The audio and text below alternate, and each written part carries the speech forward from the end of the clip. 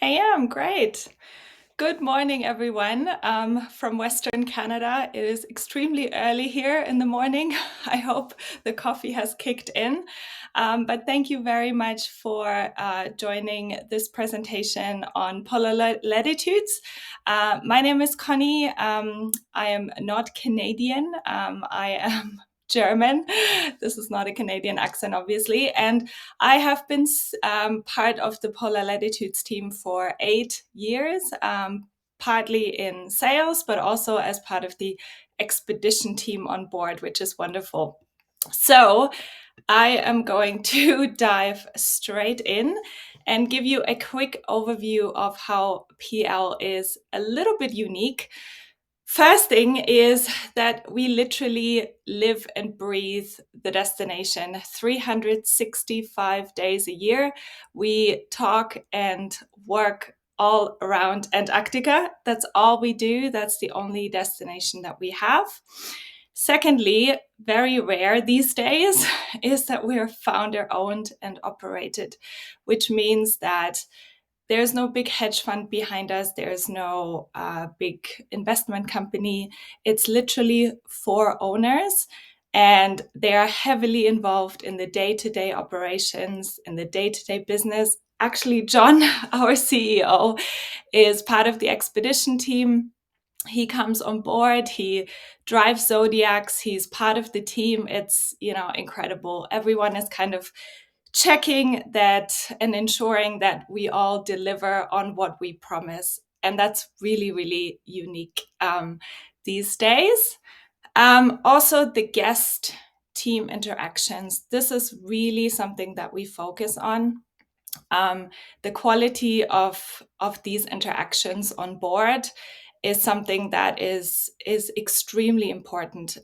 So basically, during every single mealtime, the guests will be joined by the team, and it's just this really nice camaraderie that happens. The guests really get to know the guides on a super personal level. It's really really nice to see, and that's something that the guests always sort of focus on and comment on, that they feel like they're part of the team, of the overall Polar Latitudes team at the end, which is really, really nice.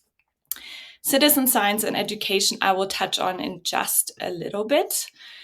So now today, basically, there's 2 ways to see Antarctica. One is to basically visit it, and the other one is to explore. And there is a really big difference. There is a shift in the industry. More and more ships are coming that are bigger and more luxurious, and that's perfectly fine. And they really focus on the onboard experience, and that's wonderful.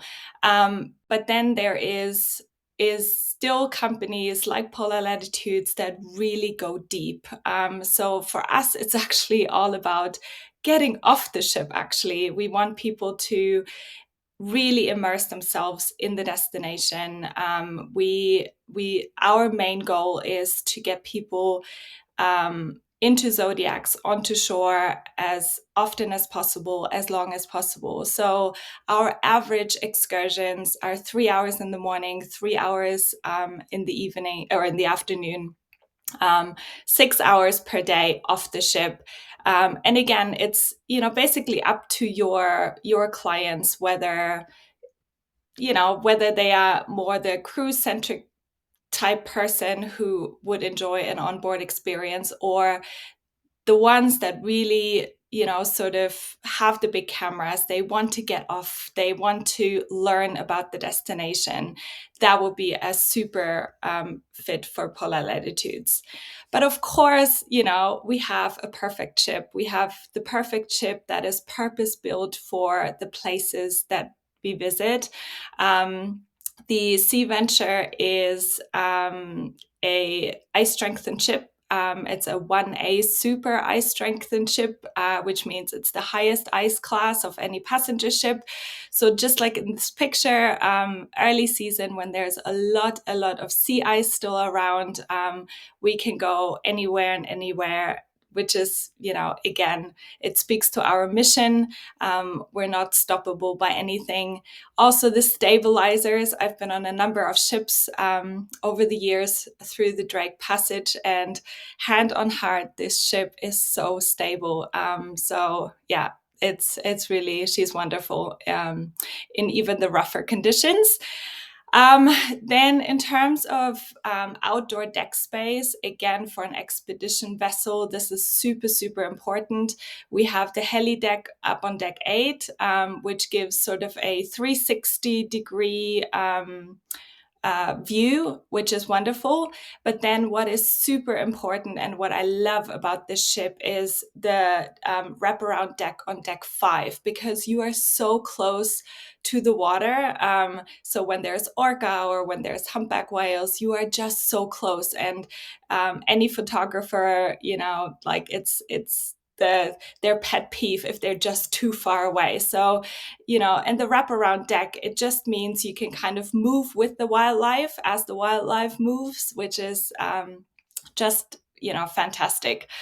And then last but not least, she's a really small, intimate ship. So the absolute maximum that we would take to Antarctica, Falkland, and South Georgia would be 138 passengers. We have 14 Zodiacs, which means that we can take anyone that wants to go off the ship at the same time. So there's no groups or waiting around for one group to come back. Everyone gets off the ship and gets maximum time in these beautiful, beautiful destinations. So one thing that I really want to emphasize, which is really key to understand, is just because you're part of or you're on a ship in Antarctica does not mean that your experience is going to be the same.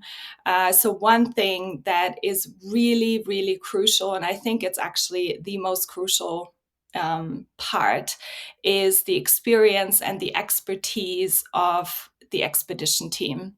Because we obviously operate in these really remote, really wild places, and what it comes down to is we constantly rethink, replan, reposition the ship. So you need somebody on board if the weather doesn't cooperate with plan A. You need the team to quickly pivot, and it's like, I know this bay around here where we can find some shelter, or there's an alternative landing site over here that we can try. You need super experienced Zodiac drivers, of course, that can also safely operate in rougher conditions. And and we've seen it, obviously. Less experienced teams just mean canceled excursions because it would otherwise be too dangerous. So we are super proud because our team has a collective or average experience, the main pillar team of 13 years down there, which is wonderful. And I don't know how many times I've been on board and the expedition leader afterwards in a debrief says, guys, we wouldn't have been able to pull this off without this much experience in the team. So again, this is really, really important to check into and to be aware of. Now, sustainability is really key for us. And for us, it's kind of twofold. So on the one hand, it's the education program. We really, really want people to walk away having learned something about these incredible places that we visit. I mean, it would be a shame if it's all about just pictures and selfies. We really, education is really key for us. So what we do is we actually hire for experts in their fields. So your ornithologist on board will have had a background in ornithology. Your marine mammals specialist will have been trained and educated in marine biology. And it just means that basically the whole education program gets elevated because, the guests really learn from experts. But then as a second part to this, we have our citizen science programs.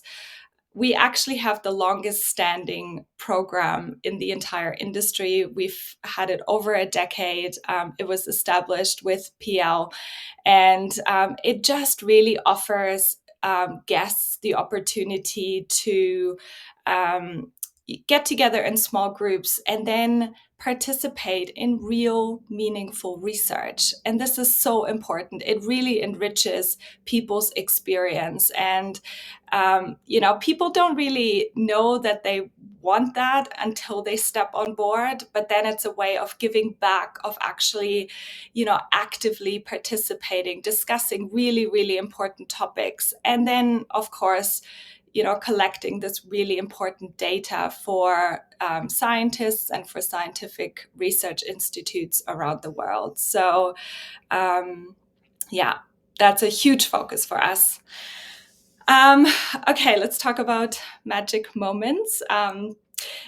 Sounds a little bit cheesy, I know, but just even from personal experience, I know that guests, when we come back towards Ushuaia, people always talk about these moments that really stuck with them, moments that really got under their skin, moments that will sometimes change them forever. I mean, people get really emotional about them. And these are moments that we call magic moments. They're moments when you're, for example, in a zodiac and then a humpback whale comes up really close to you and you have this just really personal encounter with this magic, animal. Or you're stepping off onto a beach in South Georgia and all of a sudden you're surrounded by 300,000 king penguins and elephant seals. You kind of have this image of okay, I just stepped into a wildlife documentary. I mean, it's people really freeze. They literally cannot move. They cannot process what's happening around them. Or in this image, when you're paddling in these glassy waters and all you can hear is the crackling of the ice. I mean, it's really quite life-changing, these moments. And there's one common thread with these moments, and they literally never happen on the ship. When people talk about them, they always happen off the ship. And this is what, why would we not then maximize the opportunity for these moments? So this is our mission, to again get people immersed, get people just experiencing these moments as much as possible during their trip, because that's what they're there for. The word luxury gets thrown around a lot these days, but for us, really, it's about the experience. So we're fully aware that when people step on board, everyone has slightly different expectations of this trip.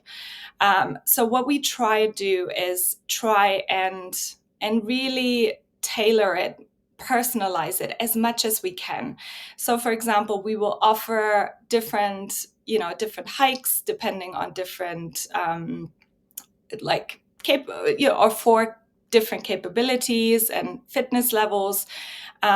When we go out on Zodiac cruises, for example, we offer a silent Zodiac cruise option for people that just want to be in a boat and enjoy the silence, the real silence of Antarctica, rather than being in a boat and everyone chit chat and just be happy and enthusiastic. But some people get bothered by that, so we always try and have another option for the people that really want to soak it up and be in the moment and be present in silence. And then, because we are small, we really don't follow a rigid plan. So let's say we're wrapping up a landing and we're heading back on board for lunch, and then somebody spots some humpback whales in the distance. And so we're just going to radio the ship, and we'll go check out the humpback whales, because again, people have traveled days, people have spent a lot of money to come and experience this, and they're not here to have lunch at 12 noon. Of course, if somebody's hungry, they could go back, but again, we try and maximize every moment. We're not timed to anything. The only time is the weather window that we want to get out and yeah, just experience as much as possible. Great. And so I can talk and talk and talk, but it probably the guests, the past guests, speak for themselves. So 97% of our guests rate us as absolute perfect, perfect survey, perfect feedback, and that is across the ship itself, the food, the hotel team, the expedition team. So we are very, very happy about that.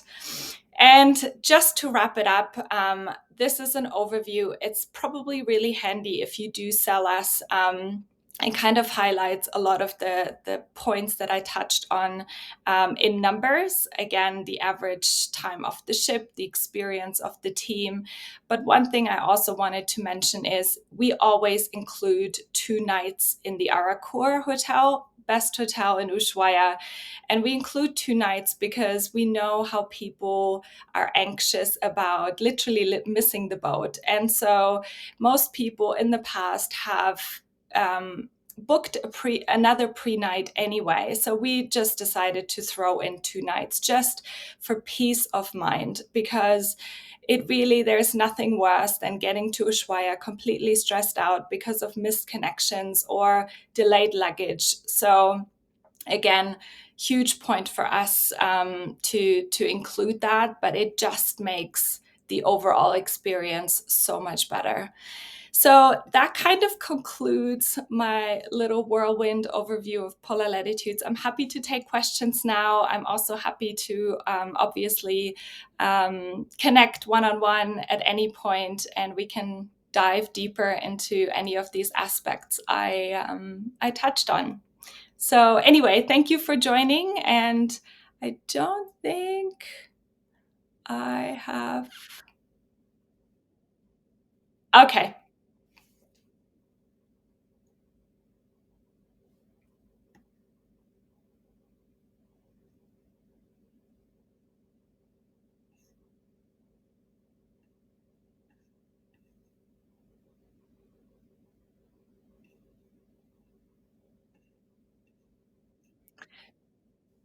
Drinks included. Yes, good question. So this coming season, 23-24, all alcoholic drinks, including cocktails, anything like that, is included. Moving forward from 24-25, we have beer and wine included for lunch and dinner. Very good question. Great.